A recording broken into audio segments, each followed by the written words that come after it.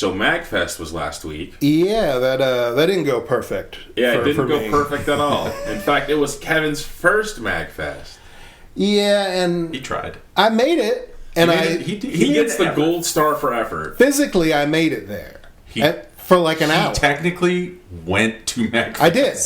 He was able to get his badge for all of 1 hour. And then, so I hurt my back like 2 years ago now. And we don't know how bad it was because I certainly didn't go to a doctor about it. But intermittently, it's caused me a lot of problems. And then, if I'm walking around for a little while and then ride a bumpy shuttle bus and then walk around for a while and then ride a bumpy shuttle bus, it decided to let me know that I had to go home now. Yeah. So he had back pain when we went back to our hotel. So yeah, I was kind of laid out for the next day or two. I was going mostly alone, but I had a great time. It was a really good time. It was Mega Man X themed this year. Yeah, very cool stuff. Your boys were playing there, right? The Proto-Men? The Proto-Men played. I did not see. They debuted Act 3. I did not stay to see it because I wanted to ride the high of MAGfest going home. Because I knew if I went to see the Proto-Men, it was going to be crowded and packed. I probably wasn't going to be able to get in. I was probably going to have to do the overview, overflow showing. And then I would want to go home immediately afterwards, which would involve trying to beat the rush getting out of the convention center. You ever tried to leave a concert? To get to the shuttles? Because I was taking the shuttle, because I got a room in Alexandria instead of at the Gaylord or anywhere near there, because they had shuttles this year, free shuttles, which is super cool. I really liked it. They did. It was less of a hassle. I'm just weak. Yeah, it was less of a hassle than I thought it was going to be, and I met a lot of cool people on the shuttles. Speaking of which, I need to reveal, you are part of the Trash Tribe. Oh, yeah, this is Trash Pandas. I just handed him one of the ribbons that people hand out at MAGfest. People will make various little ribbons that have adhesives on them, and you're supposed to stick them to your badge, and people collect them like Pokemon cards each year. And we're all Trash Tribe. Yeah, so there was a raccoon girl on the shuttle with me. I wasn't aware this was a thing, but yeah, cool. So I appreciate you. If you're listening, appreciate you, girl. Good time. Shout out to all Trash Tribe members. Yeah, anyone in the Trash Tribe, respect, represent. Hopefully I'll be there next year. We'll see if I can commit to. I would like for us to go as Scryer's room if we can pull that off. I would like to be able to have the clout to do that. You know what? So I don't know if I've told this joke on here, but I'm definitely going to tell it now because I think it's very funny. I think it's a really funny idea to go to a convention dressed as a clown with a little duffel bag. You got a tag on you that says that your name is Cuckles the Clown. Cuckles the Clown. And then what you do is you walk up to people. And then maybe you have a partner clown with you who's, just there. Oh. And then what you do is you open up the duffel bag, and in your duffel bag you pull out your stool, and you got a paper plate, pie tin type thing that you fill up with whipped cream. And then you sit on the stool and you hand the pie to somebody, just some passerby, and you just are like, you gotta pie this guy for me. And then while they're pieing your friend, you just sit there like, oh, fuck yeah. And that's Cuckles the Clown. I think you get asked to leave pretty fast. Get the fuck out of here. I think it's hilarious. I'm not saying it's not, but you would be asked to leave. Get out of here, Cuckles the Clown. We don't need you. You can't silence me! Being dragged away. That's just your fucking D&D character, the that's good. It's St. James, or Bartles and James. Yeah, Bartles and James. There you go. Bartles and James. I have a lot of jokes that I think are very funny and also deserve to get rocks thrown at you. Yeah, that happens. That's just merely one of a repertoire. As it should be. Yeah, hopefully I can make it this coming year. That would be awesome, honestly. That would be super, super cool. I don't know if I can pull off Dagoth but yeah, he was mentioning he would want to go as Dagoth get shredded again. I was thinking if I actually could commit to that, it would be for the first couple hours do the super intricate thing, and then just have a different costume that's just I put on one or two things, and it's just I did the really cool thing for a couple hours. That's how you're gonna want it. You're very smart to have thought of that, because you don't want to be in the costume the whole time. Yeah, you feel full makeup and shit. Nah, I got a couple hours max with that on. There was a Rosalina. That's the Mario princess, right? The star. Yeah, she said it took her 4 hours to put her costume on. and it didn't look very particularly involved. Which is like, I'm not saying it wasn't a good costume. No, it just didn't but, have like a big set piece behind it or anything. It was you wouldn't think someone just costume. looking like Rosalina would take 4 hours to set up, but yeah, I mean, she looked great. It does. So they put the work in. There so many beautiful cosplays. So many beautiful cosplays, man. That shit is fucking impeccable. I got a few pictures of a few good ones.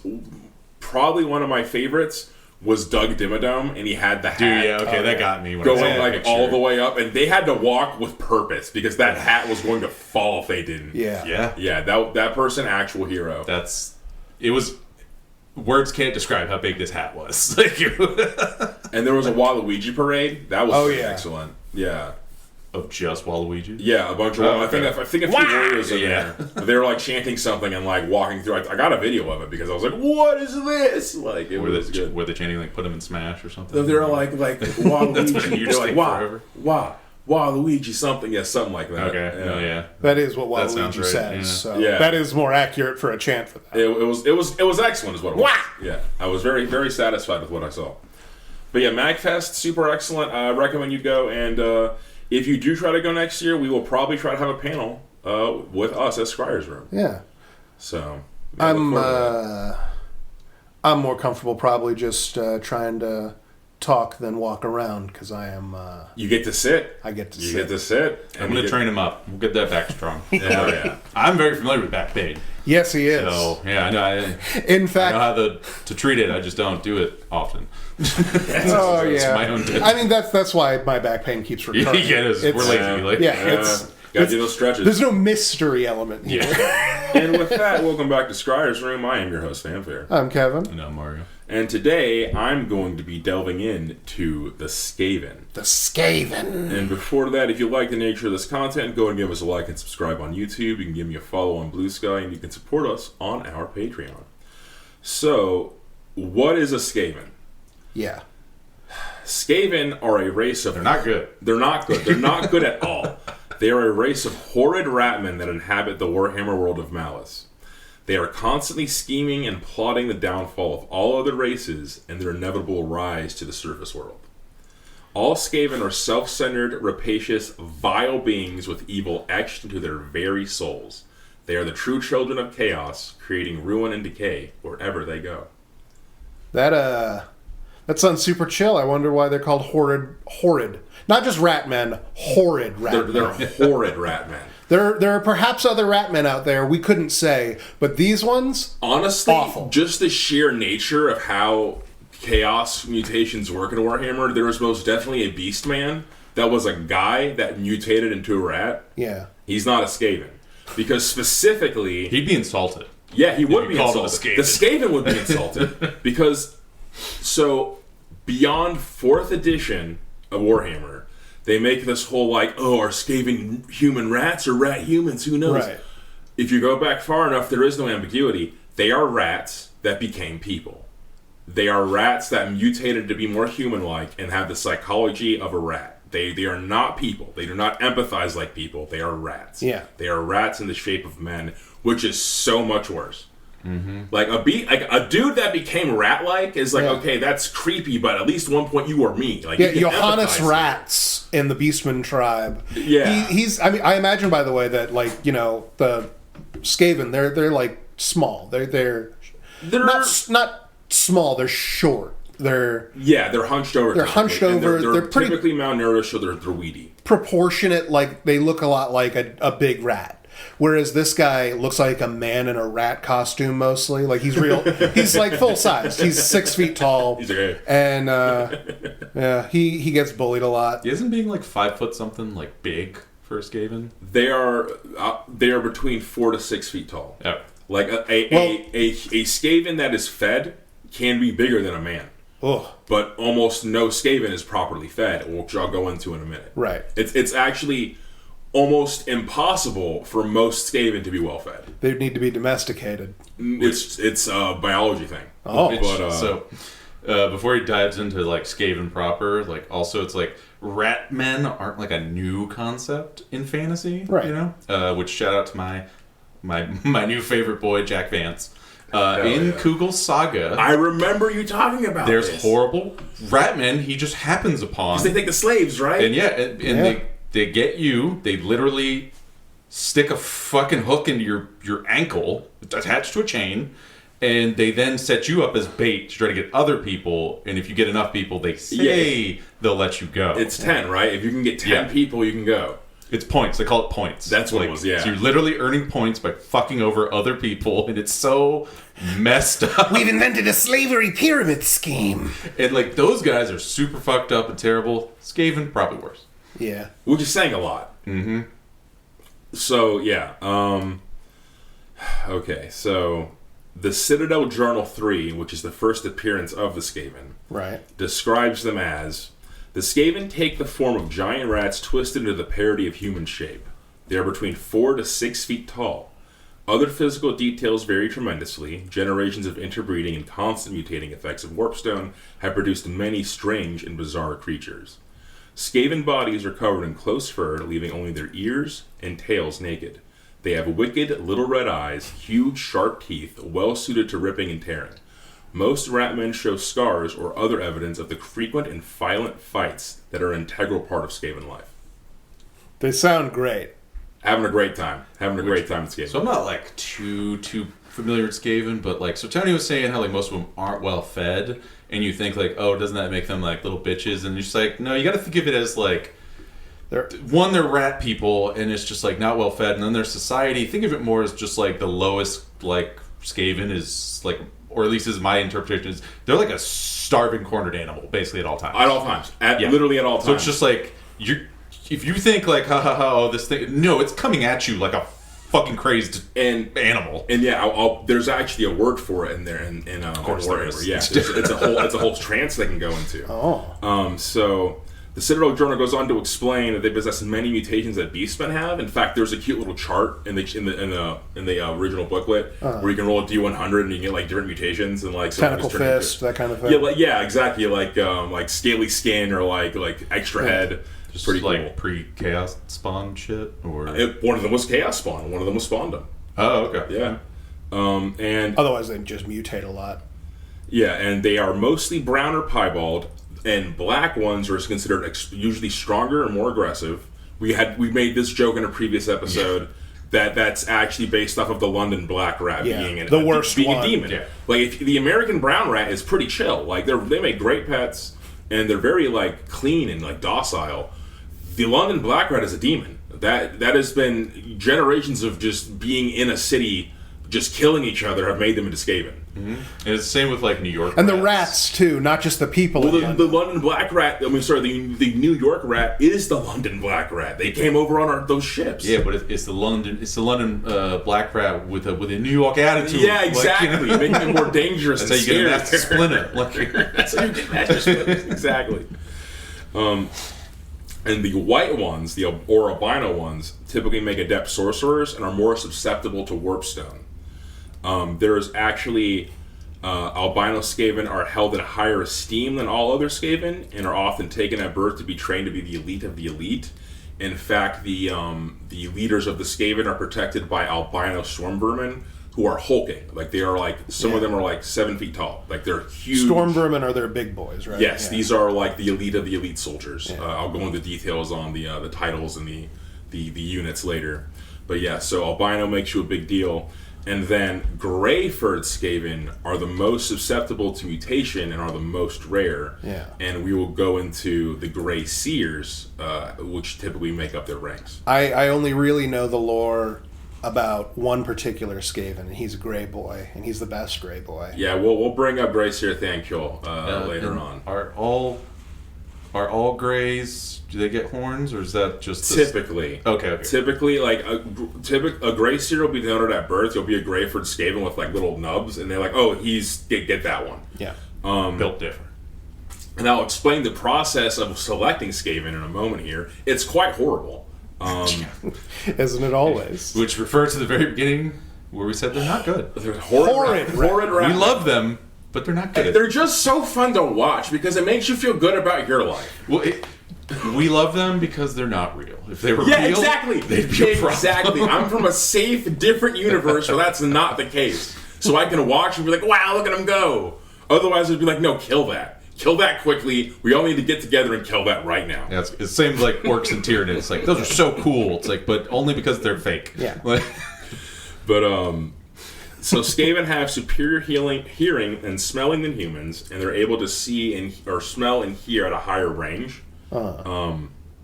Their eyesight is poor during the day, but they can see in near total darkness. Right, because they're always underground, always just They underfoot. basically have dark vision from D&D. And they possess very strong back legs that can propel them at twice the speed of a man, and they are typically more lithe, limber, and flexible than people. And specifically, I'll touch on this more in detail later, Clan Eshin Skaven are more flexible than even that, and can do some crazy shit with their bodies. The books describe them doing like the anime ninja flips and like flipping through a hail of arrows with just like by doing a ninja twist. It's sick. do Skaven only move as like bipeds, or can they go all They fours? can go all four. Okay. Yeah. It's more werewolf I rules. assumed, but Yeah. I didn't. I wasn't sure. Yeah. Skaven are very short-lived. They seldom make it past their second decade. Females are fully grown in 2 years, and males take 5. Now, typically, a Skaven who doesn't die prematurely might live on to like their 20s, Yeah. but a powerful Skaven can live centuries due to magic, drugs, and exposure to warpstone. Yeah, you got to get the green crystals. Now, there's a continuity error with that age range thing. I'm going to go into a different section, but there's a separate source, which I'll let you guys decide which one takes precedence, states that Skaven are birthed way faster than that, and mature way faster than that, which if the other source was to be believed, everyone is doomed. It was never even a chance. I mean, that kind of happened in the end times. Which doesn't it? so Yeah, well. So everything you're saying about their ages is like, oh my god, it's terrible. And then, but what I can't help chuckle about is just that like Gretchen or Gratz are really proud of the fact if they can make it to 2. I'm 2 years old! Yeah, if a Grot makes it to 2 years old, it's just like, I'm old. Like, I'm a graybeard now. which is just so fucked. But yeah, That's not in fungus years. In fungus years, he's Vinny. basically. So, Skaven possess very rapid metabolisms and typically need to eat their body weight in a day. That's too much. That's not a too good much. animal. Going back to what I said earlier, there's a reason they're not big. They're supposed to eat their body weight in a day of meat.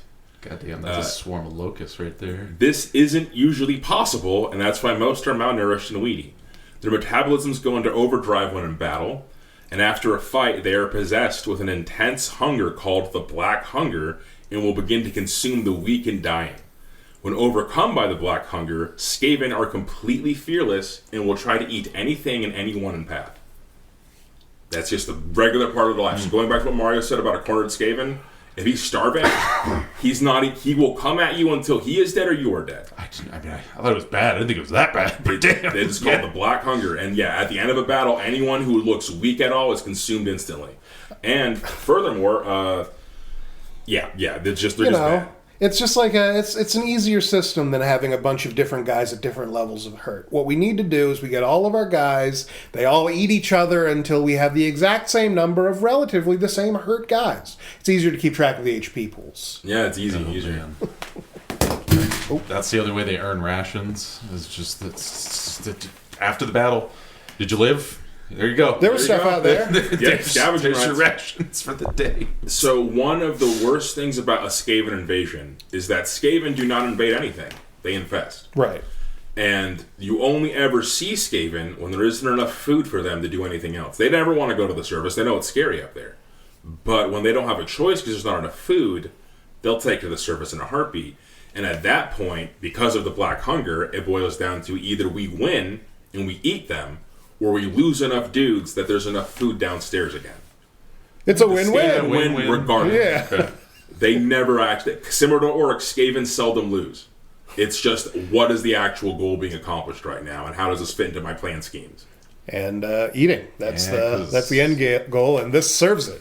Fucking because it's like in fantasy, that would make them like a weird in between of like maturation between like orcs and like people and humans, because it's like I don't know, that's just like that's why orcs are such a problem, but then like Skaven are in that like middle ground of like They're not as we can bad. just lose like a couple thousand to tens of thousands, like we'll be alright. We'll get those numbers back up like in no time. And one of the little short stories, it's the perspective of a Grey Seer trying to take a dwarf hold, and they send in the first wave to like fight, and they break after like a minute, and it's like he's like, yeah, that makes sense. Oh look, 10-1 casualties. Fuck yeah, we're doing good. Yeah, like God bless, man. Like, and then we have more food now. Yeah, it's right there for the picking. After we get all those fucking dwarves down. Jesus. It's practical, but it's fucked up. And the last thing about their general biology I'm going to go over is Skaven have prehensile tails. Yep. And they often modify them or carry weapons with them. So they'll usually put spikes, clubs, hold a knife, do some crazy shit with them. I'm pretty sure Clan Eshin trained their tails to be strong enough to be able to do like hold on to limbs of like a branch and do like a flip with them. Do the possum moves. And Deathmaster Snitch famously wields 3 weeping blades, one in each hand and one with his tail. And he does like a whirlwind like ninja jutsu move that's really sick. Yeah, I remember Zoro does the same move in One Piece. Oh hell yeah. I have no idea. But yeah, so I'm gonna go into the sex and gender now. So a favorite quote from our fellow Scryer, the Greater Good Boy, by Grey Seer Skreelin Therntick.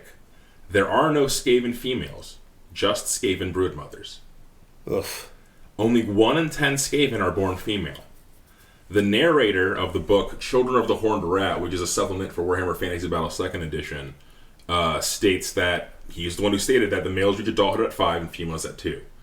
And so by his deductions, a single litter is 1 to 2 dozen pups, and a well-fed female can have 4 to 5 litters every year. The stat block in the back of the book, however, states that the creature produces 1d10 ratlings each week who reach maturity in 2 to 3 weeks. So if the second number is to be believed, everyone was doomed from the beginning. It was never even a chance. If the first number is to be believed, that's still a problem because he actually goes into the math of that. If one female can produce 100 offspring a year, and even if 1 to 10 of these offspring reach adulthood, a single female can produce 50 females in 10 years and 1,200 warriors. You know what? And that's the slower number. Yeah. Well, even with that one, it just goes up exponentially, from there. So you know what? The 1d10 ratlings per week, that might still be a thing. That might be an accurate measure because what you have to remember is most of those ratlings don't end up maturing. They end up feeding the other ratlings. This is a good point. So yeah, that metric might still be good because those are the ones they're that all eating survive. each other. Those are the ones that actually survive. Yeah. Okay. I can buy that. Skaven math is so fucked. Yeah, Skaven math is so fucked. Oh, one fun fact. Guess how Skaven measure distance? Take a while. It only makes sense to a Skaven. It only makes sense to a Skaven. Tails? Tails seems like something like Too obvious. Tails. That's like something besides a Skaven could, like a lizard man could use a tail's length. Only a Skaven would think to measure distance this way. Based on you have enough information based on that to know right now. Warpstone? Food stops. Oh. How many food stops between here and there? Yeah. They'd probably be very familiar with, this is the hard cutoff of when we can't march anymore. All of us go insane at that. Yeah, all of us will kill each other. Yeah. So where do we need to stop for food? So, and it gives the metric that the distance between Altdorf and Nuln, which are 2 of the big imperial cities, would be 18 food stops. Because they're going underground in a straight line, basically. Yeah. So, like, it's only a few days for them. That's not good. Yeah. No, yeah. So, I saw a picture of the Under Empire and, like, the tunnel systems. They have such an expressway across the entire fucking world that everyone else doesn't have access to. So, like, the Skaven can reinforce a position in, like, ludicrous amounts of time. The thing stopping them is betrayal and scheming. Yeah. Like, oh, yeah, I'll send you troops. Yeah, I'll send troops to your hole now that you're fucked up over there, motherfucker. I'm going to take all your shit and enslave you. And that's why Skaven don't win anything, because they're too busy doing that. The old reinforcement switcheroo. Yeah, it's like there's two like basically independent species, not really, but they're involved in chaos. But it's just like these two species who like technically are apart from chaos at first, are just like are pure evil, and it's just like, guys, it doesn't work. How do you not get it doesn't work? The Dark Elves and fucking Skaven. It's just like, guys, it does not work. It's just not. You can't have society this way. It just doesn't work. Okay, so the Skaven do have like a Hail Mary thing that I'm vaguely familiar with of like why they think it could work.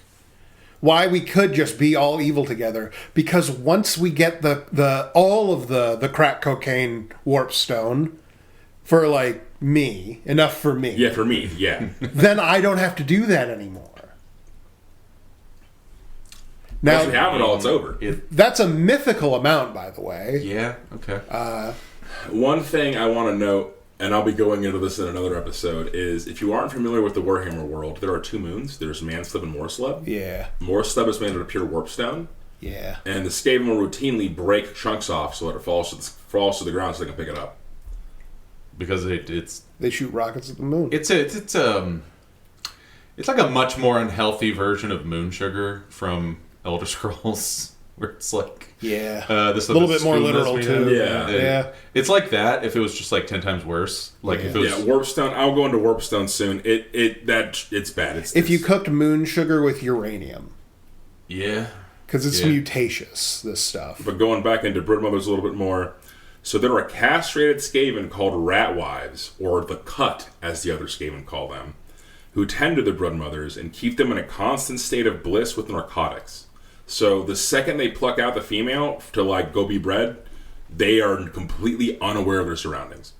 They are kept high 24/7 all day long, and then just routinely are pregnant. Okay, at least they have that. I thought it was a like lobotomy situation or something. At least it's. No, they just give them drugs. From the New World? Some are probably lobotomized, but typically, though, I was going to say at least they give them drugs. I mean, that was more than I was expecting. You just live your entire life in an opium den, being tended to by femboys and getting laid. Which Kevin just mentioned from the New World or Shinsuke Iori, which is you might notice a lot of similarities. Oh yeah, going on with the mole men and that one and the old Skaven here. So a young Skaven is called a whelp, ratling, runt, or pup. The vast majority are raised in the whelp nests, but a few notable Skaven were raised in different ways. Famously, Seer Lord Skridar keeps pups of his own within Skaven Blight, and Queek Headtaker was apparently raised by hand by Lord Nodwell of Clan Moors to be his protege. Like, Queek was like chosen from birth, but this one will succeed. He was the first one to ever be an apprentice. We don't do that. And Queek is also one of the only Skaven that understands the concept of honor. Like, he will go out of his way to try to do something honorably. Not all, but he's still a Skaven. Don't get me wrong. He's still a fucking rat man. But like, he thinks like seeing a like I want to fight that guy one-on-one because it matters that I fought him one-on-one. Yeah. And every other Skaven is like, what are you, stupid? No, it doesn't. You can just kill him. You send your underlings till he's weak and then kill him. Well, I'm going to do that, obviously, but I still want to fight him one-on-one. I can't imagine how frustrating it is for him to like try to explain. It's like, no, you don't get it, all right? It's like, we really don't. Yeah, we really don't. It's like, you don't need to. Just shut up. What's the? Awesome. He's just living a Larry David life of a Skaven, yeah. where he's just getting in predicaments. Everything annoys him. Yeah, there's some novels about Quake I definitely need to crunch through before I finish this series. I'm going to move on to the Skaven Psychology, though. Skaven are largely selfish and unloving. So also not good. Yeah, not good. Their society only values violence, cunning, and survival at any cost. The typical Skaven only thinks of their own survival and advancement, so things like remorse, pity, or close friends are deemed as useless. Skaven are always plotting and scheming to come out on top, from the lowliest slave to the Lord of Decay themselves. They are a petty race, constantly sabotaging peers or rivals to further their own advancement.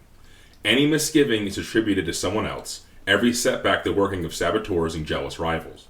Every Skaven knows in his heart that he is destined to rule above all of the others, and it is only a matter of time before his ascendancy.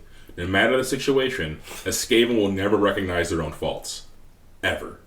I'm built different. I know. They're all built different. They're all just, I'm different. I love the idea of just like one of the lowest Skaven like menials, like half-starved tweaking on like what little fucking crack rock he managed to get, and he's just like, I just haven't found my nut yet. Like, it's coming. Ooh, it's coming. Come back, kid, it's real. It's all coming to Scryer. And he's surrounded by like thousands of other crazed rat dudes saying all the same shit themselves. Like, and this psychology is in fact why they are so dangerous. Because when Skaven band together, I'm not getting shot. These assholes next to me are getting shot. I'll be fine. They genuinely will believe that. And that makes them an enemy that's not, like, you can't frighten them with gunfire, like, intimidation at all. Until they recognize they actually are in danger, and then in which case, they're super easy. They scatter, they run, they're cowardly. Right. But there's this, like, tipping point like a zealot where they're charge. Basically fearless because they genuinely don't believe. Like, the Hornrat got to my back. Different. Like, if we're fighting right now, Skaven best, Hornrat has my back, let's get them, boys. But the second they take about half casualties, not even close to that, like, any real significant casualties, they understand that, oh, it wasn't meant to be, scatter, and then they scatter. It's like a fucking army of invaders, Zims. Every single engagement, every single time, every single one of them is like, and this is it. This is the moment that I take it all over. Witness me! Ah! Yeah, dude, basically. So, yeah. Unless under powerful direction, every Skaven seeks the easiest and most immediate solution to their problems.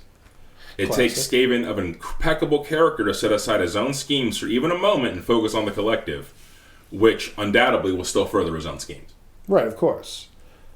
God damn. Just herding cats. Yeah, herding cats. Very accurate. Come on, guys. If we all work together, this can be done in no time. And they're like, but how does it benefit me? It'll benefit you because then we won't have to do this anymore. Come on!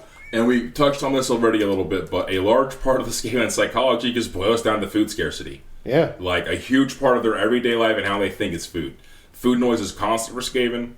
They have such fast metabolisms, they need so much food, and there are so many Skaven that food is almost always scarce. So, food is prevalent in the Skaven mind that they measure it in food stops, as I discussed. And the Skaven are driven to conquer the surface world for sheer need of food alone. That is their ultimate goal about conquering the surface. We can take all their food. So are they strictly carnivores? No. Or they're omnivores? They're omnivores. Okay. But they love meat. Okay, I was just wondering, do they have any kind of like agriculture? Or corn. In fact, Skaven Blight has black corn marshes. Would not have guessed, but okay, yeah. Corn adds up, yeah. And but this is why Skaven revel in massacre as well as victory, as we discussed, because of population control. They don't value any other Skaven because there are always more, and any other Skaven would see you die or outright kill you if food became scarce. Which is part of the Skaven psychology why they don't appreciate anybody else, because everyone else is food. I can't get too close to you. I might have to eat you one day, and frankly, I'm feeling a little hungry, peckish today. In one of the novels I was reading, they refer to slaves as meat. They don't call them, they're not people, but it's specifically like, hey, meat, move over here. Which one? And then they hit you for saying that, because they're evil. He meant me, guys. Don't make me tenderize you more. Don't make me tenderize you as he cracks the whip. It's so bad. So we're going to talk a little about Skaven Society. The warlord clans dominate the bulk of the Skaven population. Their society is extremely hierarchical and has a definite pecking order ranging from the lowest slave to the powerful warriors. The warlord is the most powerful or cunning, often both. Daily life is marked by constant struggles for dominance. These fights end in surprisingly few fatalities, but nearly all Skaven possess some sort of scar or wound from these battles, often losing ears or eyes. A Skaven too crippled by fighting can only be expected to be summarily butchered and devoured by his peers. Getting in knife fights every day. Every day, over petty shit. Over, you ate the chicken leg that I You're wanted. lucky if you have a knife. Rusty spoon fights. I mean, yeah, I was going to say not even like over petty things, over like, all right, you know how it is. Claw fights. Yeah. You know how it is. You're technically in charge of me, and I want to be in charge of you. So I got my knife, you got your knife. We're doing it every morning. I wait outside his apartment. So Skaven civilization is centered around the accumulation and the use of warpstone. Yeah, that's... What is warpstone? Warpstone is a substance that is the pure stuff of chaos. It is from the immaterium. It is bad. It will kill and corrupt anyone who touches it for too long, or is even around it for too long. It will mutate you. It will drive you insane. It will outright kill you after a while. They're basically radioactive rocks. Yeah. Magically radioactive. Evil rocks. green crystals. And they're bad, and the Skaven cannot get enough of them. So naturally they love it. They love that shit. They love that shit. And the older editions, I'm going to touch on this in my origin part, where I go back to like the development of Skaven as like an IP. The Grey Seers have to refine it, and if they don't refine it, it's just as lethal to them as it is everybody else. Oh, they have to actually make cocaine. Yeah, the Grey Seers actually make it into cocaine. Oh. It's hilarious. And they have an innate power to do it, and it makes them stronger when they do it. So that's one reason Grey Seers are an integral part of Skaven Society, so they're the only ones who can make warpstone safe. We have to cook things. Okay. And...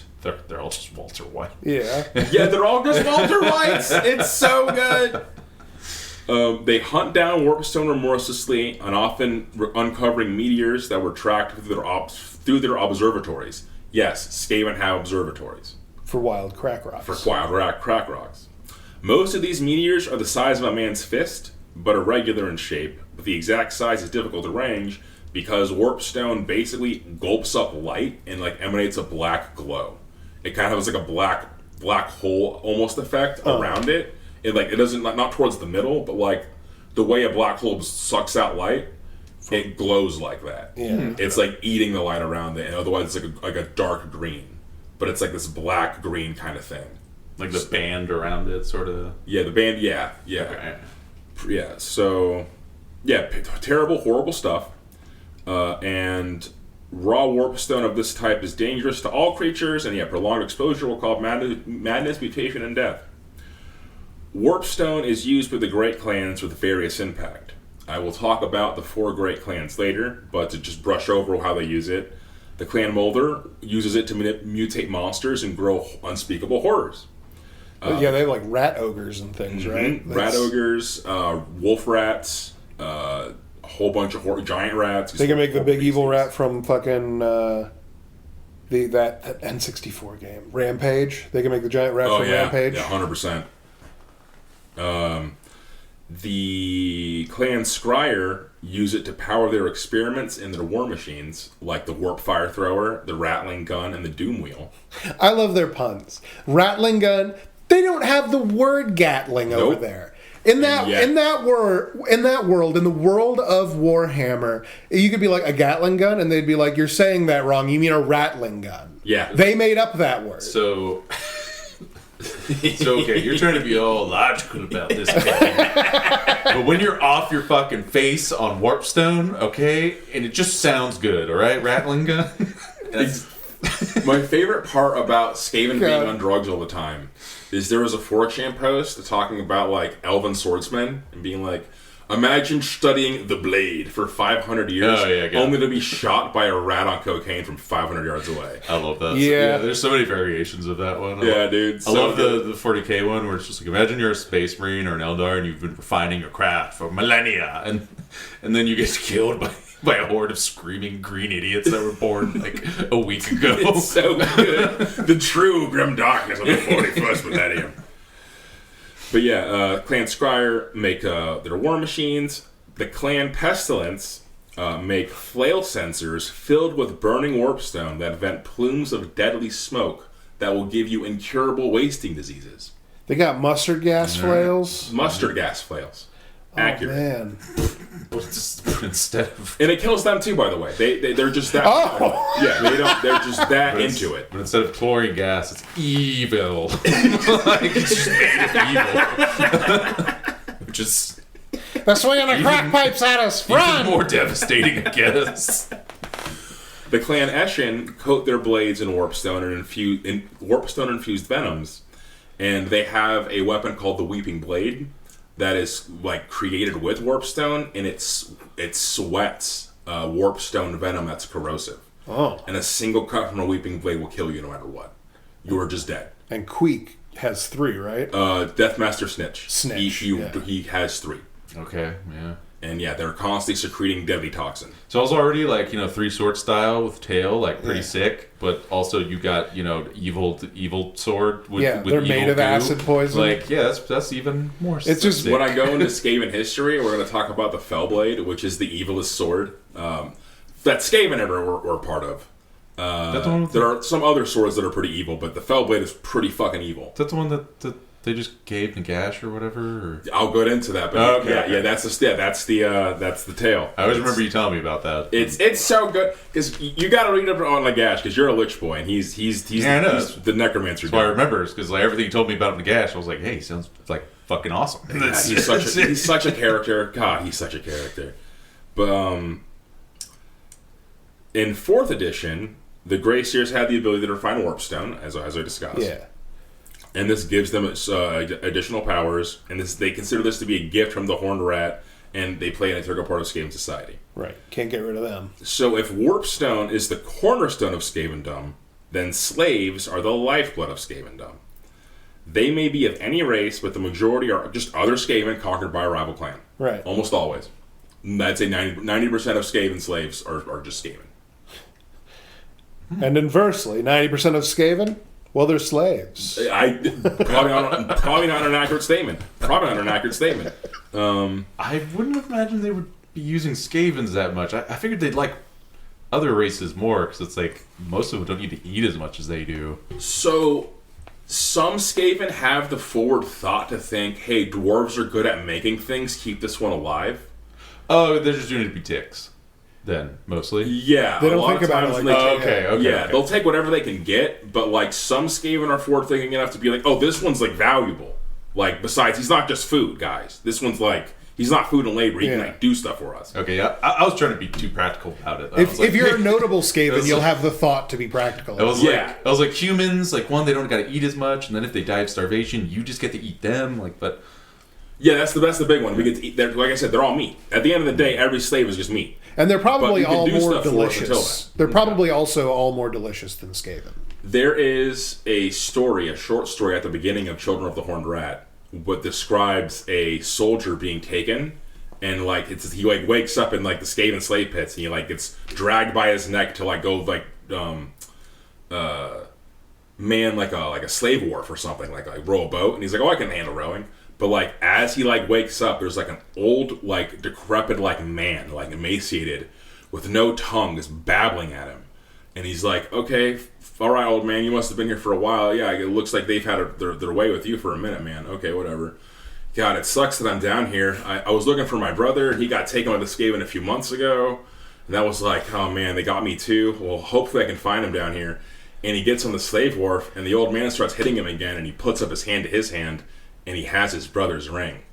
And when he realizes the horrible, decrepit mess his brother became in only 6 months, he went insane.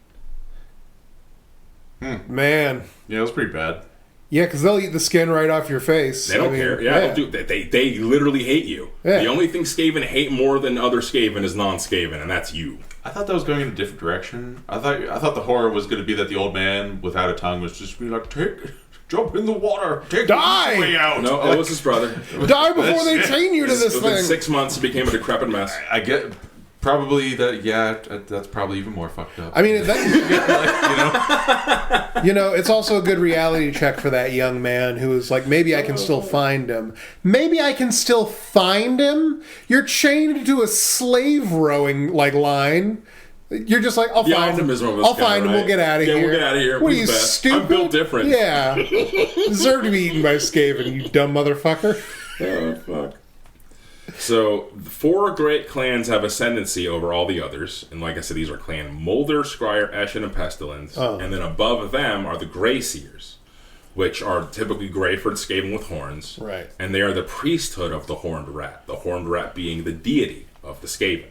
And because they're like born randomly, they're not their own clan. They have to like pull from the other clans, right? Yeah. But they're recruited from Greyford Skaven that are horned. Yeah. It's they got a whole, like, we are the council kind of vibe to them, right? Yeah, there's the Council of 13, which are the original Council of 13 were all Greyford Skaven called the Grey Lords. But over the millennia, they've just do backstabbing and scheming. It's anybody who can get up there. We've diversified our leadership. But recently in the lore, there's the pillar of the black pillar of commandments, which basically you have to be chosen now. But even after being chosen, you still have to take somebody else's seat, and they can just kill you. Yeah. So, yeah, it's a whole thing. You're allowed to be up here. If you can take it. Yeah, if you can take it. Literally, if you can take it. If you can scheme and backstab enough, you can take it. You know, I was going to say, like, how do you just, like, disrespect something that's apparently ordained by your god? But no, he would respect it. He would. That's how shitty the Horned Rat is. That's how shitty their whole society is. I'm going to go on into the language a little bit here. The Skaven language is called Queekish. Hilarious. It is a chittering, hasty speech littered with hodgepodge and rapid trills and squeaks. The words are short, clipped, and often repeated several times in a row to add emphasis.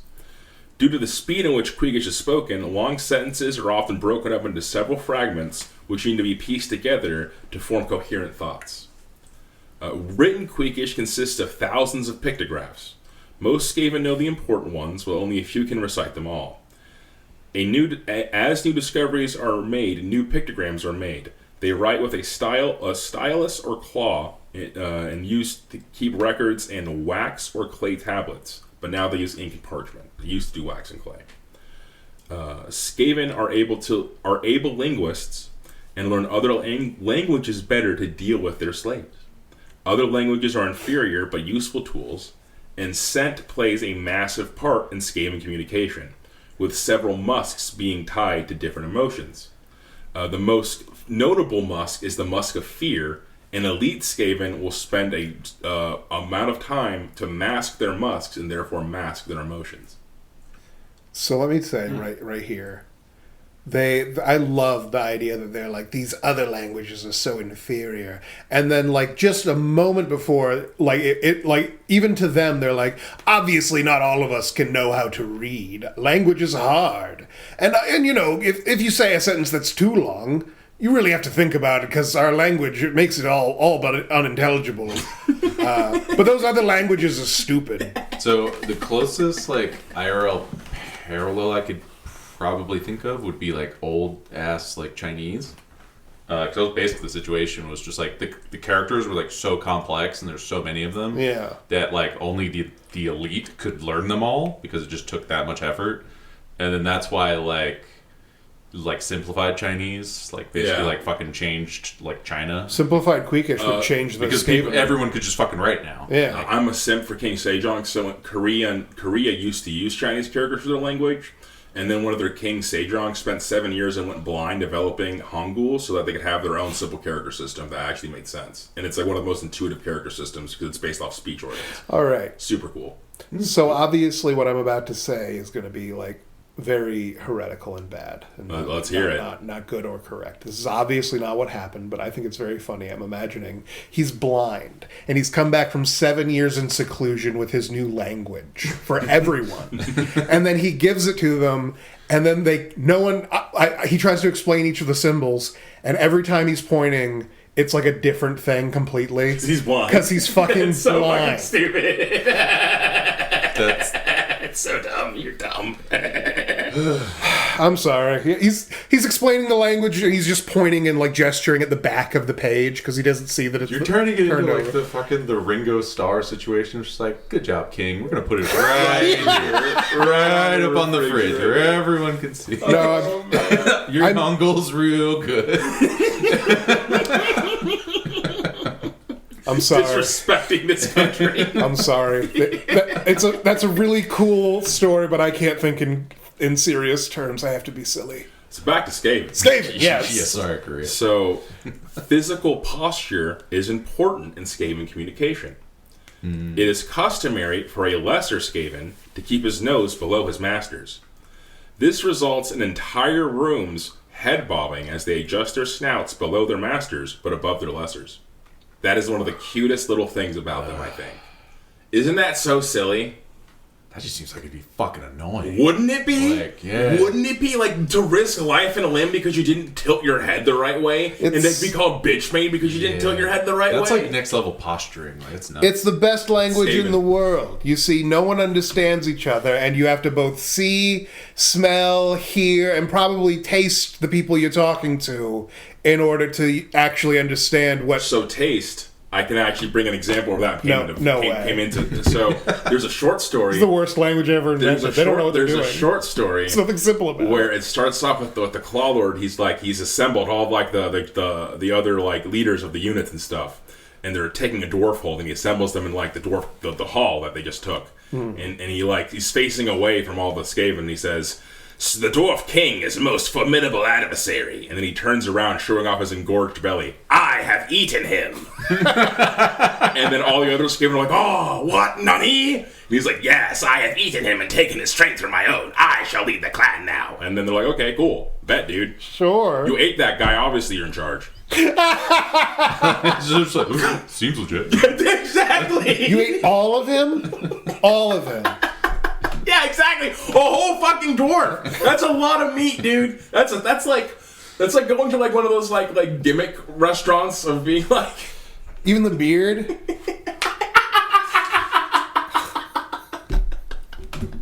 Yeah, no. Skaven are horrible. They're fucking horrible. It's one of those challenges at a restaurant, yeah. It's literally a challenge at a restaurant. Eat a whole dwarf in half an hour and take ownership of your clan. Do they have restaurants? Is that a thing? I believe they would, yeah. Skavens still have like society and buildings and merchants and stuff. That's It's just hilarious. Yeah, they're just terrible. They have society still, They somehow. have like market squares and shit, yeah. When my evil black cornbread takes off, I'm taking over this whole shebang. No, I like that they have stuff like that. Like that you eat a whole dwarf at the food stops, though. You know? Like it costs extra, but it's just like, can you do it? Can you do it? Step right up. Like, Oh, 5 warpstone tokens. Can you eat the whole dwarf? Otherwise, it's free. they have to have fun somehow. You know what I mean? It can't all be about victory. Oh, speaking of fun, one of the things you can buy at a Skaven Bazaar is a halfling pet. What's a halfling pet? A halfling. Like a hobbit? Mm-hmm. You just take one for just grab them, they nab them, and you keep them as pets. They're cute. They probably would be hilarious to escape. Exactly. It's like a human, but like tiny and like angrier and hungry, and like even tinier than us. Like, isn't that hilarious? Like, they're adorable. We might eat it later. Yeah, they eat it for a snack later when it gets boring. So I'm going to go into Skaven culture a little bit more. Respect is the cornerstone of Skaven culture. That's the vibe. Missing that is the vibe cornerstone. I've been getting. You know what I mean? For sure. Lessers must respect and offer deference to their superiors. Flattery is also considered customary. Bestowing creative euphemisms is considered and performed in many Skaven communities, especially among Clan Scryer. The more creative one's flattery, the more likely they are to rise over their peers. Some examples are Killer of Man-Things, the Bold Brave Leader, and the Shrewd Clever Master. It's just like a different kind of dumb than orc names. You know what I mean? But it's got the same energy, you know? If you come up with the best nickname, you're the best Skaven wacky. Yeah. And then you get he notices you more and is less likely to make you on a suicide mission than the other guys. Like Killer of Man-Things, what you said, right? Yeah. Like that is all but the same as the friggin' orc from the Grotsnake book who named his squig Killface. Like, it's the same fucking thing. Like, basically, it's just, you know, they just threw some more words in there. Oh, yeah, Skaven are fucking terrible. They got hype men, they got a Chinese-style character system that's too complicated for anyone to understand. They have language nobody can put together if you say too long of a sentence. You have to smell correctly while you're speaking. You have to smell correctly. Can they lie with smells? I would assume someone's doing that, right? Yeah, because they said they make it a point that the elites will like learn to mask their emotions or change their emotions with their musks, so they can throw people off. The technique of Lord Onion back, because he always had an onion behind his back. That's funny. That's like a really weird Yeah, I haven't seen that in a lot of other things, I don't think. Yeah, that's I like it because it plays to the fact that they're more rats than men. So, Yeah. animals typically use other senses than we do because we just mostly use our eyes and ears. Yeah, scent marking and all that. Yeah, exactly. Speaking of which, scent marking is actually a thing that I'll bring up a little later.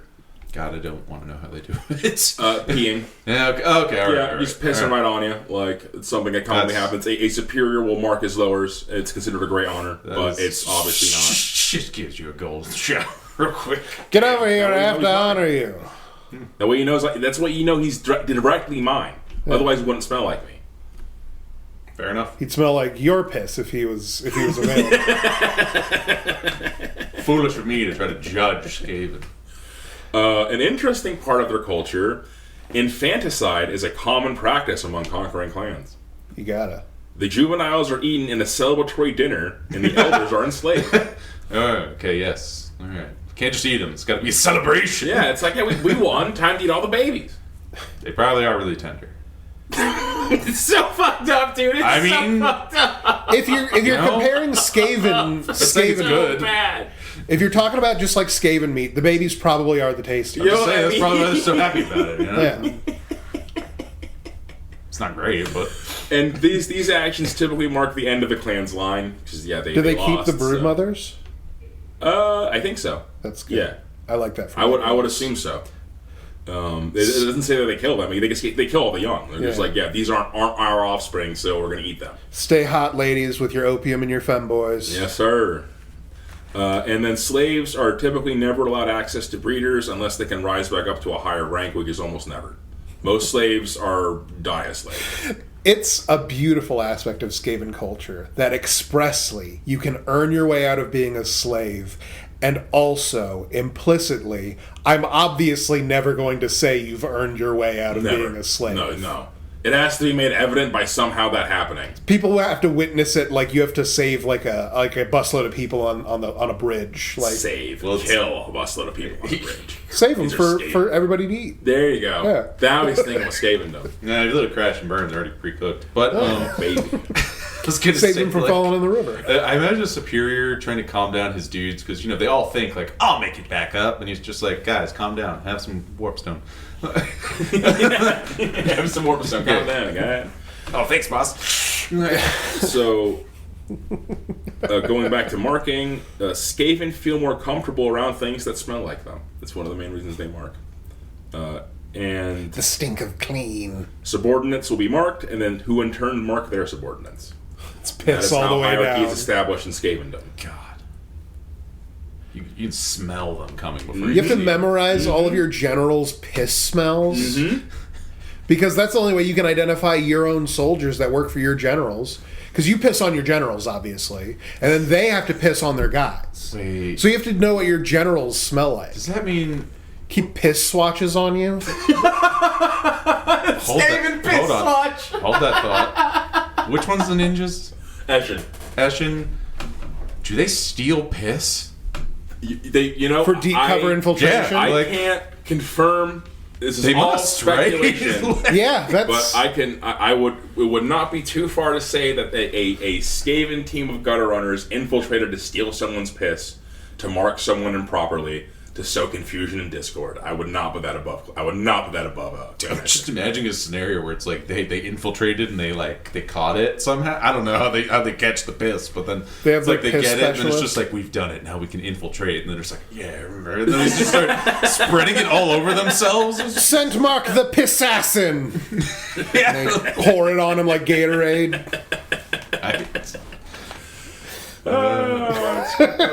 Yeah, they're not good. And with that, we're going to end tonight's episode. Thank you so much for listening. If you enjoy the nature of this content, go and give us a like and subscribe on YouTube. You can give us a follow on Blue Sky, and you can support us on our Patreon. I'd like to give a special thanks to our aspiring magus, Uncle Matty, and a super thanks to our fellow Scryers, MidniteGrimoire, GaryGoblino, the Greater Good Boy, and my mom. Have a good night. Good night, everybody. Bye.